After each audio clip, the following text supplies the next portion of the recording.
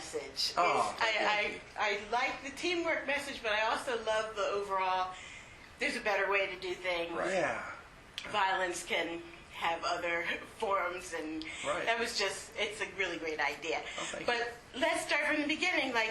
So this is the directorial debut for both of you. Yeah. Can we talk a little bit about your backgrounds and the relationship you had with each other prior to? Sure. Prior to the in movie? Disguise, yes. The relationship before this movie was non-existent. No, it literally didn't know was. each other. We didn't know. No, you really didn't? No, in all honesty, we met on this movie. We had a mutual friend who knew us both separately and sort of knew our personalities and thought we should meet, and we both had read the script separately, and it was amazing to come together with someone you didn't know and have shared ideas on what you wanted to say with something, and the kind of we share a very similar sense of humor and a narrative sort of concept. So it's actually been an amazing process to find someone that you can share, a vision with, in all honesty. that's what being a director is having a vision for something. So you guys had the teamwork that the movie actually represents. Right, it's it.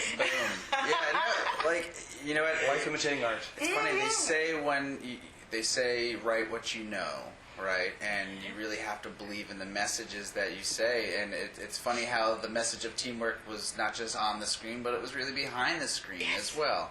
I love that. So, we work so well together, very collaborative, and that's something we try to just, get our groups involved with as well, because we believe at Blue Sky there's 550 amazing artists there, and we know that, right now with the two of us, there's just two great imaginations, but how great could a movie be if we opened it up to all those imaginations? And we got a lot on that film. And there's a lot of cooperation. And so were they looking for new directors? Is that what... how could you pass up?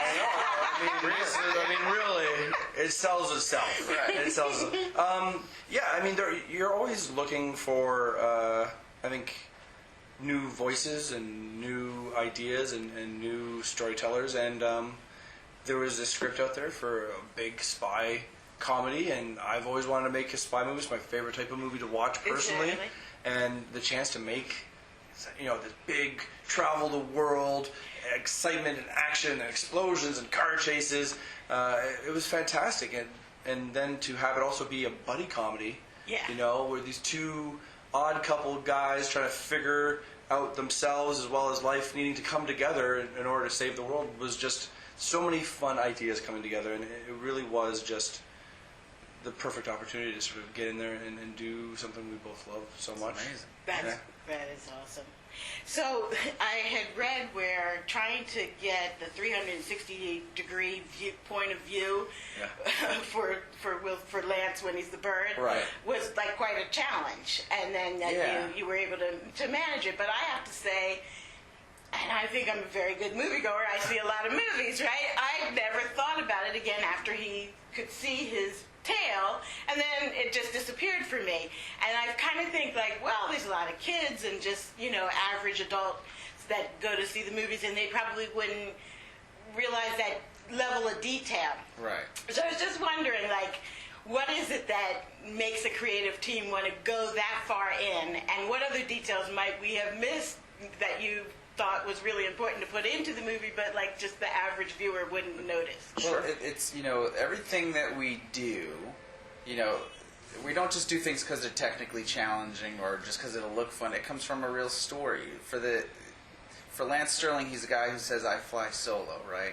By the end of the movie, he realizes to work well with the flock. The idea of that 360 view, when it's shown, it's also shown to show people around him for the first time. So the first time he becomes a pigeon is the first time he sees people and animals around him. So the other time we show it is later on, when he's starting to fly again for the first time, and then he's got the flock with him helping him out. And then the third time we show it is when he takes the serum. And you see all those characters around him, but now it shrinks back to just Walter. So the story of that is he's making a choice when he goes back, is he hasn't fully... Wait a second.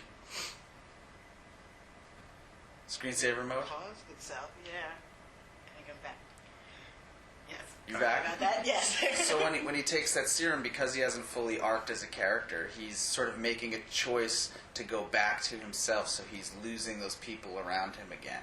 Yeah. So again, it always comes from a storytelling place. It was. He's a very narrow view of life. Lance at the beginning, and becoming a pigeon opens his eyes, and then when he chooses to go back to being human again, he goes back to that narrow point of view. So it's all very specific. I mean, other little things throughout the movie. I mean, we're shooting will be camera on Lance or camera on Walter, but when they're ever on screen together, they're on opposite sides because they haven't found common ground yet. Until one point in the sub where they have a moment, Lance, without even realizing it, says, "I couldn't have done that without." Like, he finally acknowledges that he couldn't have accomplished something without help from others. And that's the first time we allow him to come together. Be in the same. And the other little thing that happens, they come together in that hug, and it's the first time we allow them to come together. But also, there's a really funny joke where he lays an egg in that moment. Him finally coming together is the other thing that lets him solve the problem of being a pigeon. It's in that allowing that reveals the key that they couldn't figure out. So it seems like a joke. A lot of these things are hidden, but they really are always being thought of as like, what is that character journey? And what is allowing this moment to happen? See, this is what I love about filmmaking. It's like the most going fun, right? into the story to that degree is a beautiful thing. It's a lot of fun. You use every tool at your fingertips to try and bring the audience along and make them understand or feel what you're trying to feel, even when they don't realize. I mean, the goal is to not have them realize what you're doing. That's behind the curtain stuff. Yeah. You just want them to be having fun and eat their popcorn and laugh together and enjoy this story, and then hopefully that all just sort of filters in that you don't even realize. Yeah. And then, of course, famed producer Mark Ronson. I mean, come on! Right? Really? That's like... People just kept saying yes. Why are you People so just kept saying surprised? yes. You seem like two very cool guys. Yes, but I mean, do you remember anything that you put in that pitch to him that you... Yes. We started crying at one point. I remember that. It was embarrassing, but it worked apparently. You know what? What I feel really, when we started the project, we knew how important music was to spy movies, and part of how we worked together to inspire us to create scenes is we'd make little mixtapes for each other. Those are just called playlists now. Yeah, playlists for the kids. So it's just songs that we liked, and one person whose name was on that was music produced and created by Mark Ronson. And he does this incredible job of taking some throwback music, making it contemporary, feeling cool, feeling stylized. And, so when we started, we quickly went to our music team and said, "Can we get Mark Ronson?" And we got him in the room, and we basically just nerded out, talked about music, talked about the story and the characters and what we wanted to create. And as cool as Mark is, he's also probably a nerdy storyteller as well, and we just had a lot of fun working together. In fact, we had so much fun working together, we made him a voice in the film. So Joyce's right-hand man in the control room there is Mark Ronson. But the other thing that's great with Mark Ronson, like the art imitating life aspect, is he's a collaborator. I mean, Mark Ronson, he does his work by bringing in other people to inspire and execute and work together.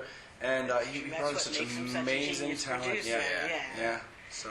Oh, that is excellent. And then I was excited about Reba as well because I don't do much country anymore, but the soundtrack of my life for the 90s was all Reba. Oh, yeah. She is incredible. She just has such a distinctive singing and speaking voice. Yeah, and that was important for us. We wanted to make sure there was a real mosaic of, like, again, these movies, the great things about spy movies, they're global. They take place around the world. So we want to make sure there was a real mosaic of sounds and textures to the voices, and even within domestically within our country, it's great to have that southern sound and that the voice differentiates from other characters, and she is just the most vivacious and funny and energetic person, and I'll never forget. It was like, would you like to play a character nicknamed Joyless?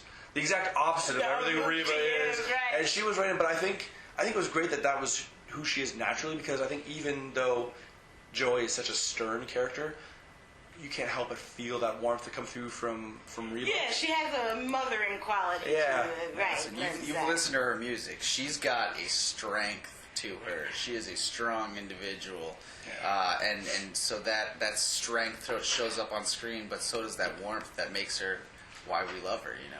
Yes, I do. I love her. If I could meet anybody, she would be one of those people. You would not be disappointed. Oh yeah. Maybe one day. You never know. You never know. We never thought we would. We never thought we would meet Will Smith. Let me tell you, that was crazy. Yeah. No, I mean he is funny. It's funny that I've never gotten to interview him after all this time. I know. He needs to come to Philly more. He does. He really does. Yeah. And so I had a little silly thing. The villain Killian, which is played, wonderfully by Ben Mendelsohn, but he looks so much like the actor Vincent Cassel. Was that in all? I know he was in The Bourne Identity, and you like the spy movies and stuff like that. Did you originally have him in mind, or it's just my imagination? No, I think there's always those little touches. It was never like draw Vincent Cassel. It really is just finding those elements that create, like, we liked the angular nature of Killian, the idea of this character that represents sort of disassociation and violence, and he's got this sort of really carved skull-like face, and it was really just those elements that came together that we were looking for in the character design. So it's interesting how so many people say, oh, this character reminds me of this character. I think that's because we love these movies so much, and we've seen them, they've been so much part of a cultural phenomenon of all these different spy movies that we all sort of apply our version of those characters we really enjoyed in the movies to what we see. And it might just come through. And just come through, yeah. That's interesting. I like that. And then, of course, I understand it's often the case with these things like Will Smith and Tom Holland couldn't be in the studio together. Right. But as directors, what type of things do you look out for as the actors are recording to kind of make certain that there is a cohesiveness later, and especially for a buddy comedy? Right. Yeah. Like, how do you kind of approach that, knowing you're never going to have them together? Well, it's tricky because especially we wanted that buddy banter between the two of them, where they step on each other's lines and they stammer and they find their way through it. So the biggest trick we would do is we go in there, we have our script. We call it the sides, where the actors have their lines against who they're talking with. And we'd read the second part, right? So if we were in there with Will, we'd read for Walter, right? But what we'd do is we'd first read it as is, and then we'd say, like, all right, let's play a little bit. We communicate the emotions of the scene, the goal of the scene. Like, Will, your goal is to activate the weapons on this car. My goal is to stop that because I don't like weapons. So let's see where we go with this, right? So we'd start off and we'd just riff, and we'd go in crazy places and off their places, but we'd make some discoveries. Make those discoveries, we take that, we go back to the other actor, right? Okay. And we do the same thing. Make some more discoveries. And it's just a lot of back and forth. And in order to do that, both Will and Tom had to be very gracious with their time and give us extra time. But they both knew that that's how you get the chemistry of those two characters together. Because then sometimes I imagine you would make discoveries, bring it back to the other character. Yeah. Back and forth. Then that's a different one, and you think, oh, that's better, so then you have to go back again, right? Yeah. And then on top of that, an animator might present something like, well, now the bird has his foot in Walter's mouth, so he's got to talk like this. Yes, and we already had it recorded, so we went back and we said, I know we've done this before, but now you've got a foot in your mouth. Right. And so that's part of the fun of the discovery process. And as directors, it's our job to recognize what each actor needs. And some actors, just have different requirements for what helps them get into that space, that creative space, because they're not on set with a bunch of other actors to interact with. They're in a small sound booth where you say a word and it gets sucked out of your mouth and into a microphone. So it really becomes recognizing what the actor needs to sort of find that performance, and it varies from performer to performer. So yeah, you have to take care. There's just so many layers to this. So much work. Being a director is so important and so hard. yes, we're just so great at it. But I read where you said you didn't divide the roles, that you decided to just kind of let it flow. Yeah, and that happens a lot of times where you have. I mean, we've both been animators, but I'm more on the story side of things. Nick comes solidly from the animated side, and there's sometimes some directors say, okay, you take this half, I'll take this half, and we'll see it at the premiere. And it just didn't feel like how either of us wanted to do this. And again, in the rare case that two people come in separately and our visions align so closely, that is not an everyday occurrence. I can imagine. And so my last question. She's on. She's always good at timing, so I knew she knew. She's a pro. Well, I know that it was to be released last year, so it's almost been a year. Yeah, well, it was January. So Yeah. almost January. So, one, do you kind of know why that? Yes, we do. Yeah, can you Well, tell? I mean, these are sure. I'll tell you. Let me make sure this is recording now. Yeah. This is one's juicy. This is right. Good scoop.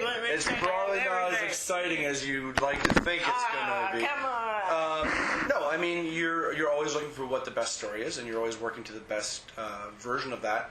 But also, over the course of making this movie, we had a not so small, in fact, quite historic purchase of one studio over another studio. Disney bought 20th Century Fox. So Blue Sky is owned by 20th Century Fox. We got purchased by Disney. So there was a lot of elements in a deal of that scale that needed to be figured out. So things slide around. And then Disney's got a lot of movies. Once we became a Disney studio, we had to fit into a Disney lineup, and they planned their lineup 3 years out. So all of a sudden, we had 7 months to fit into a 3-year schedule.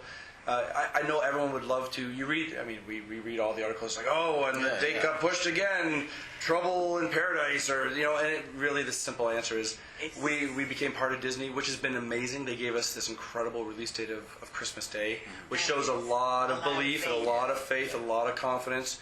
We could be more thankful for that, but it really is the unglamorous answer of scheduling. Yeah, because Disney, they actually give us a lot more than we probably need. Yeah.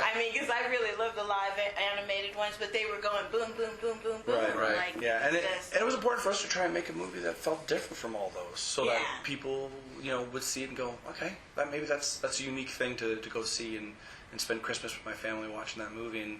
And I hope the audience feels that way. I know we feel that way making it. So it's definitely unique, even just the color schemes and things of that nature, great.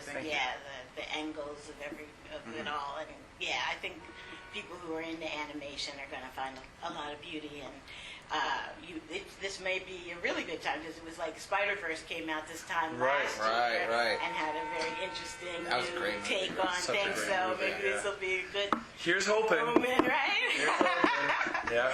Thank you so much. Thank you. This was really, really a treat, and I appreciate you meeting with me. I appreciate you letting me do my first. I just bought this camera Black Friday. All right.